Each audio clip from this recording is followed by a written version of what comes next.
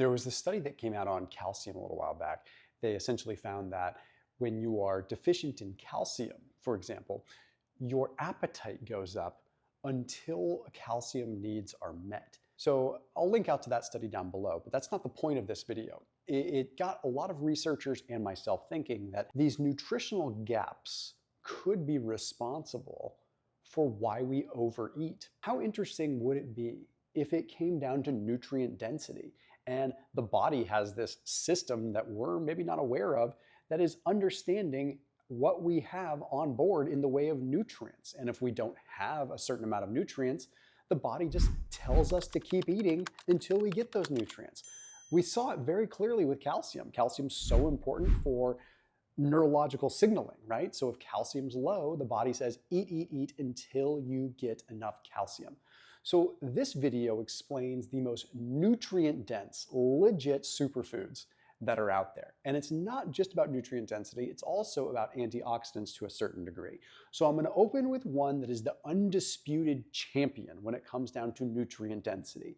Now, it may not be one that you wanna eat all the time, but the good news is you only need like 3 ounces of it in a very small amount, maybe every week or so.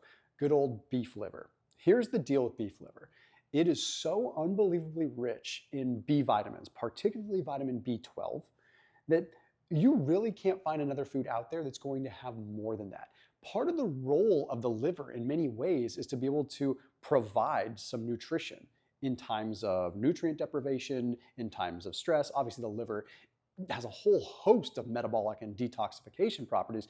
But when we're talking about things like vitamin A or even copper or folate or other B vitamins, we're talking about a powerhouse. If you look at most fruits and vegetables, even combined, they don't have the nutritional value of beef liver. Now, there's not gonna be a food on the planet that gives you everything that you need, right? Like when we're talking about beef liver, we're talking about things for energy manufacturing. That's how we need to think of the liver. If we're low on energy, anything related to energy metabolism, liver is our go-to multivitamin. Now, when you call it a true multivitamin, that leaves out a lot of the phytochemicals and the things like that that aren't necessarily vitamins, but really are important for the proper utilization and possibly even cofactor situations with other vitamins and minerals within the body. But still, if you can get a bit of beef liver in your diet, that's a pretty darn solid win. And even if you can't get beef liver capsules really pack a solid punch too, because it's essentially just freeze-dried beef liver. So you're getting good quality liver, you're just getting it in a capsule form. So that's what I do. I don't have the time to eat beef liver a lot of the time. I just enjoy taking it in a capsule form. I put a link down below for the one that I use. It's from a company called Bowmar Nutrition, who has really, really solid beef liver capsules. They have some of the best reviews on their beef liver capsules that I've ever seen too. So that says a lot when the consumer is actually talking about beef liver being a good capsule. So I've noticed a big shift in my energy with these, especially if I'm doing a lot more fasting and I'm not able to get a whole lot of calories in. It's like, okay, this is clear as day, giving me energy, make no mistake, like night and day difference if I'm in a caloric deficit and I have beef liver capsules. Or especially if I eat real beef liver, but I understand that like we're traveling, I can't get beef liver all the time, especially if I'm on the road for like a month at a time, which sometimes happens. So that link down below, it's a 15% off discount link for their beef liver capsules. So definitely check those out. Even if you do like beef liver, it doesn't hurt to kind of take some capsules every day. So that link down below, I know the owner of that company too. So testimony, really good stuff. This next one is an interesting superfood and it goes with liver because it can actually go on liver. Hear me out on this. Mustard is a legit superfood. It really is. Mustard seeds are hugely powerful. They have these things called allele isothiocyanins. There was a study that was published in the journal Cellular and Molecular Medicine that demonstrated that these allele isothiocyanins that are in mustard have huge abilities to block what is called nuclear factor kappa B. So it's blocking at a master level much of the inflammatory cascade. But does that make it a superfood as far as nutrition is concerned? Well, not really, but check out what's ultimately going on. Mustard, because of its unique sort of like tanginess and almost like spiciness, it activates this thing called a TRP1 receptor, or TRPV1, depending on who you ask, but mainly TRP1 receptor. And it's going to make it so that your mitochondria actually dissipates more heat.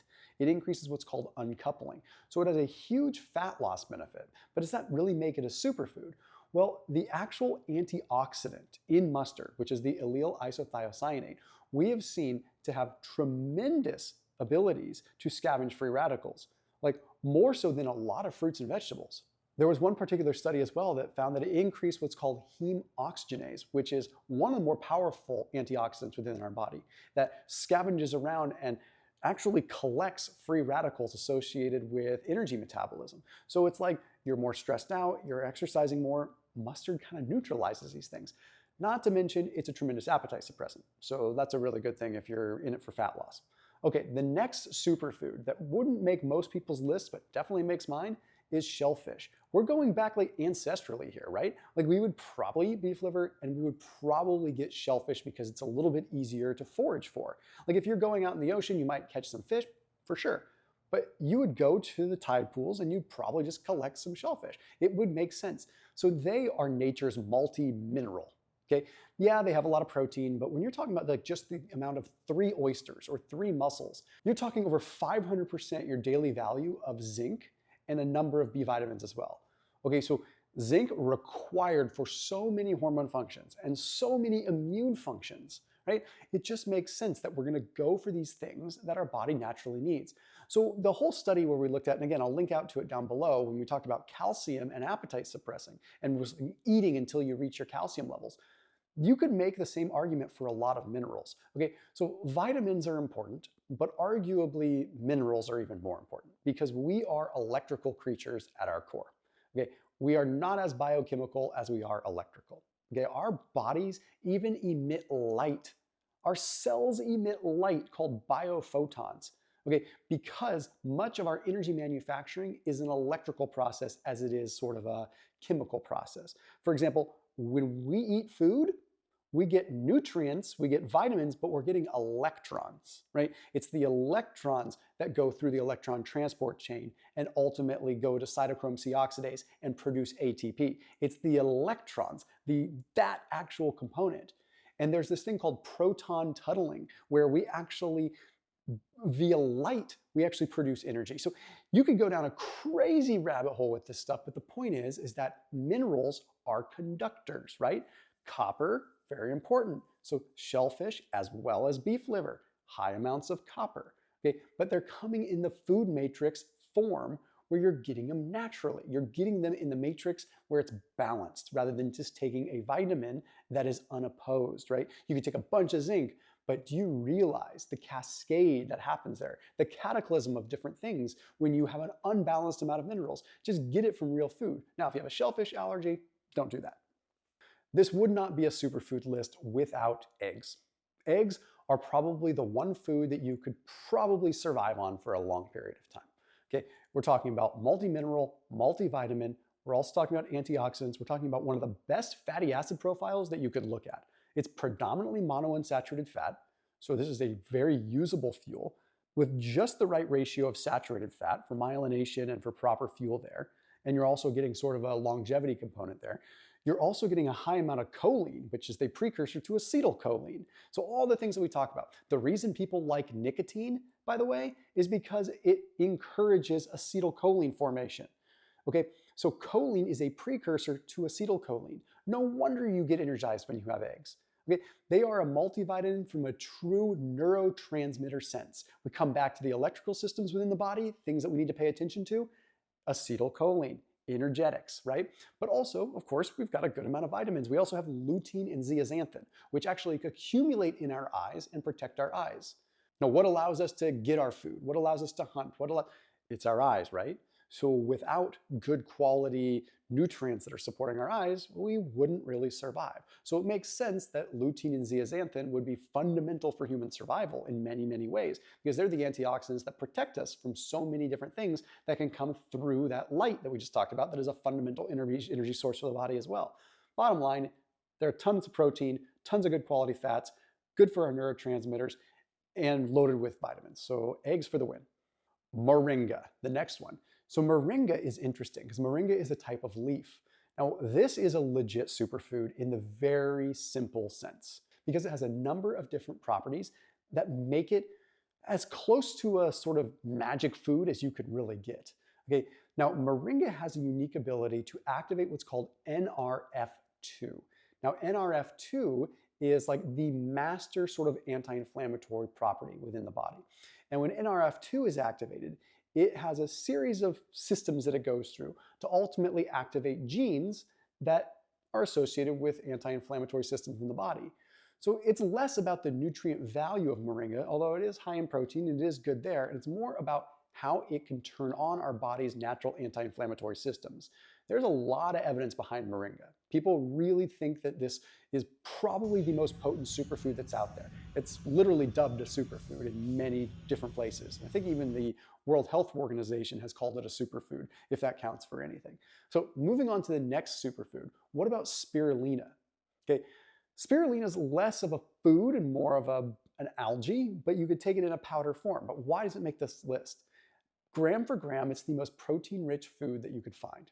It's 60 to 70% protein by weight, whereas like beef is going to be like 20 to 30% by weight. But you're not going to eat 100 grams worth of protein from spirulina. So it's not that it's a great source of protein, it just tells you the overall molecular makeup of it, the structure of it.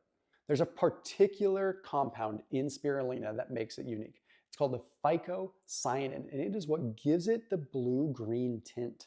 Well, what does this have to do with nutrients? If the body is metabolically healthy, we can use nutrients better. Remember, nutrients are ultimately just serving as cofactors, not the right word, but support systems for our energy manufacturing. We are energetic beings. So the nutrients aren't literally giving us the energy, they are the scaffolding and the support system for our body to make the energy.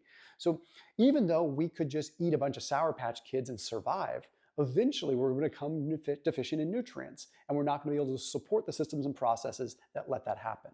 So when you look at things like spirulina and these phycocyanins, you're actually able to neutralize and support you're able to neutralize what is hindering the support of the metabolic system, hence why you have an improvement in insulin sensitivity. I'm going to touch on one that has to make the list, but I hate talking about it forever because it's boring. Sardines. Sardines make the list. They are a superfood, especially if you eat them with the skin and the bone. Okay, we're talking a couple grams of DHA here in like a normal serving.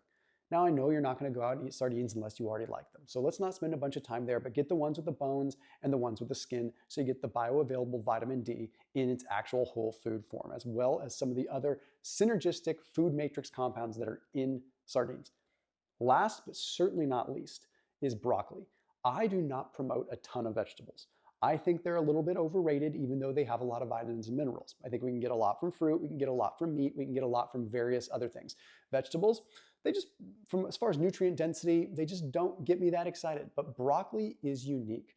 Broccoli is a hormonal powerhouse in the sense that not only it has diindolylmethane, which helps modulate estrogen, but the sulforaphane itself is also a hormone modulator because it has a stronger affinity for the 2-hydroxyestrogen versus the 1,6-hydroxyestrogen. So it helps support estrogen balance with the healthier estrogen that actually can help get rid of the negative estrogen. So this is good for women, but it's also good for men. Now, sulforaphane is really wild though, because when we talked before about Moringa having the potency for NRF2, sulforaphane is even more interesting. Sulforaphane actually binds to this thing called KEAP1. KEAP1. When it binds to KEAP1, it increases this thing called NRF2. So this freeing of NRF2, then it actually travels to the nucleus of a cell and it programs the cell to release over 200 cytoprotective compounds. This cascade, this sulforaphane to KEAP1, KEAP1 to freeing NRF2, NRF2 to traveling to the nucleus of a cell, to literally changing the programming to release cytoprotective, cellular protecting compounds. It is one of the most protective compounds that we can eat. People feel better after they eat broccoli. Maybe not digestively because of the raffinose if you don't cook it all the way, but people generally feel better. They are literally eating a detoxifying food. Has an ability to protect our cells and has an ability to sort of block and protect, but also have an anti-inflammatory attribute. So this is legit superfood science, not the, hey, this has a bunch of this vitamin in it, so it makes it a superfood. These are foods that are fundamental, even from an ancestral perspective. As always, keep it locked in here on my channel. See you tomorrow.